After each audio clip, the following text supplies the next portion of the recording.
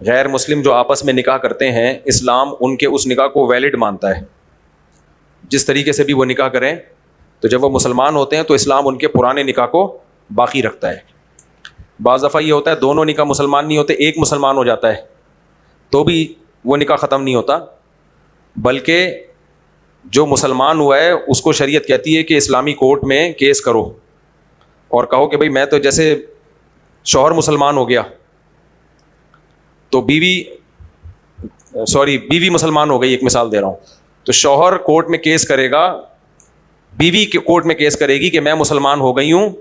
میرا شوہر مسلمان نہیں ہے. اب دونوں تو نہیں میاں بیوی کی حیثیت زندگی گزار سکتے، تو نکاح بھی ختم نہیں ہوا. کورٹ کیا کرے گی، اس کے شوہر کو بلائے گی اور اسے پیشکش کرے گی کہ یا تو تم اسلام قبول کر لو، اگر وہ قبول کر لیتا ہے تو ٹھیک ہے، بس پرانا نکاح کیا ہے، وہ جو انہوں نے غیر مسلم طریقے سے کیا تھا وہ ویلڈ ہے. اور اگر وہ اسلام کا انکار کر دیتا ہے تو کورٹ پھر نکاح کو فسخ کرے گی، تنسیخ کرے گی ایسے موقع پہ، اب تم اسلام قبول نہیں کر رہے تو مسلم لڑکی غیر مسلم کے ساتھ نکاح میں نہیں رہ سکتی، تو پھر کورٹ اس نکاح کو ختم کرے گی.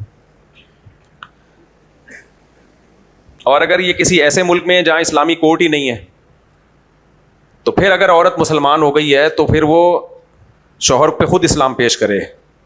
وہ مان لے تو ٹھیک ہے، چلتے رہے ایسے ہی. اگر وہ نہیں مانتا تو 3 مینسز گزرنے کے بعد نکاح ختم ہو جائے گا، اور پھر عدت کے مزید 3 مینسز اس کو گزارنے پڑیں گے.